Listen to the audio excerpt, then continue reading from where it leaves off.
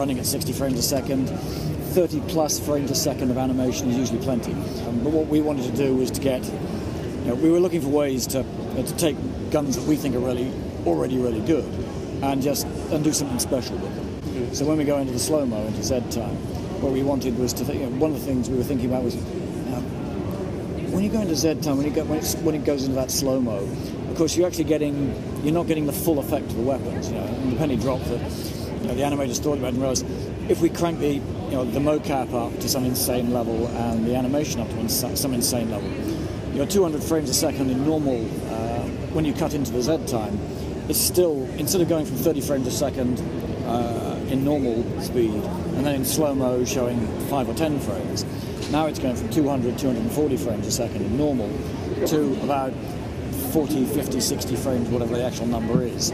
But so what you're getting is that very high fidelity in slow motion.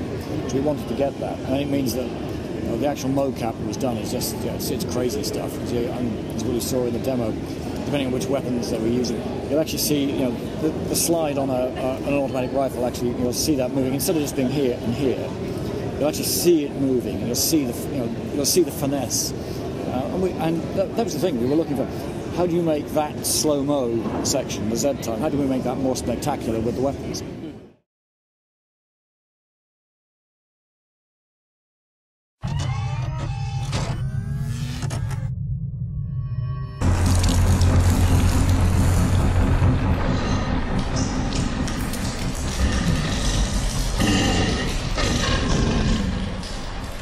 Okay, and you call the bullet time or the slow motion time, you call it Z time. We call it Z time. We needed a name for it when we came up with it in the first game, and it's Z time. Okay. So what makes your Z time different from other games that use the bullet time and the slow mo? Well, partly, for a start, it's not like the old bullet time in Max Payne where you can now do special things. Mm-hmm. It started off from being merely a slowing down of the game, so you can really savor those moments when there's a lot happening. It also gives you the opportunity, apart from the visual effect, which we love, you actually get the opportunity to actually pick up on all the nuance of everything that's going on. That's why we wanted to crank up the weapons to very high frame, very high frame rate animation. I've been talking too much. Very high frame rate animation, but also so that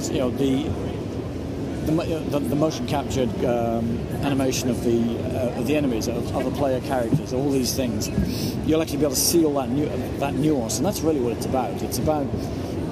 It's not about giving you sort of this cool bullet time effect where you can now do clever things. It's about really giving you the chance to see the game and in all its glory and admire it for what it is.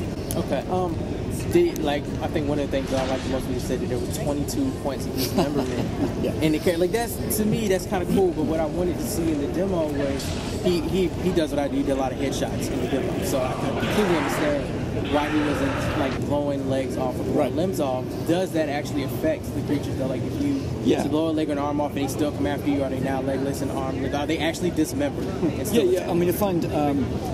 It's more difficult to demonstrate. The head, there's 5 points of dismemberment in the skull alone. If you want to sort of chip away at some sort of monster's head, you can. But if you shoot off, you've got a shotgun and you blow off one of the Zed's arms, he may be knocked back for a moment, but he's going to keep coming. In a frenzied moment, we were playing on beginner using high-powered weapons, which means that the Zeds don't really have much chance. So you don't see that nuance where, here's a Gore coming at me with a big blade, but I just shot that arm off. He's still going to keep coming. Yes, you'll be able to chop bits off of them. They're not going to come at you so well when they're missing a leg. So that gets a bit harder. Well, he mentioned the parry system, the parry and the block system. And then he mentioned Dark Souls and Demon Souls, and I'm a huge Dark Souls fan, so that was cool when he mentioned that. But why that element? How did you come to adding that element to the game? It's just that as we may have said, we probably said in the demo, and we've always majored in guns. We like guns. We think we do guns very well. But we realised that the melee weapons, it's always just been, I've got a big bladey thing, click, slash, and that's kind of it. and you thought, that's a bit basic. We want to do something more this time around. And we were just looking around for ideas, because one of the keys is we didn't want to get into some really complex sort of, if you press this combination of buttons, you make this move. It's not that kind of game. So we wanted to make it really simple. That's why, it's just done on the move, on how you're moving. And we wanted a reasonably simple system that's not going to be complex to use. You can get really good at it if you want. If you're into the melee combat, you can learn how to do all these things and nuance it for yourself. And we put the parry in because someone was playing with a Gore for us, and you're reminded you've got an enemy who's coming at you with a big blade while you're holding a big blade. It's kind of you suddenly think, it was just one of those light bulb moments. Someone's coming at you with a big blade, you should be able to block it. Oh yeah, okay. So we put the block move in, and it's just one of those little bits of fun. Again, it depends on playstyle. My playstyle tends to involve automatic weapons and not melee weapons. So I'm probably not going to be the one doing all the really cool moves. But you'll see some with equivalent moves to all those katana moves for all the other melee weapons. And those will be, we've got a combat expert to do all that stuff, and there's going to be some fun moves in there. Okay. And plenty for people to learn. And I say it's about your play style. Where do you want to spend the time getting good? I was going to ask about the future sequel to the sequel that you're about to put out. Killing Floor 3. Man, okay. Yes. Yep.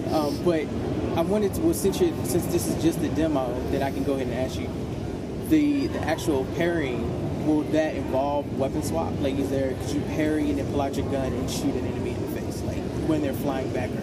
Is it possible to do that, or was that there's actually there is actually basically a butt stroke with your weapons. You just you can do that. It's one of those things. It sounds silly, but there's already so much in the game that we're forgetting about stuff. And I was only reminded this morning that you can actually, as Jared or someone was bashing his way through a glass window, I was completely forgotten we'd actually got that in for the assault rifles and whichever other weapons. And we're already at the stage now, that demonstrates that there's a whole bunch of stuff that we've got in there that we can't even remember all of it ourselves. Which is the fun of it for us, is that we want people to have a bunch of fun with these weapons and find the weapon that they really like and pick up the extra skills that makes that weapon really sing for them. So that's really what it's about, is giving people the opportunity to do things a whole bunch of different ways. Find the ways of doing it that you really enjoy.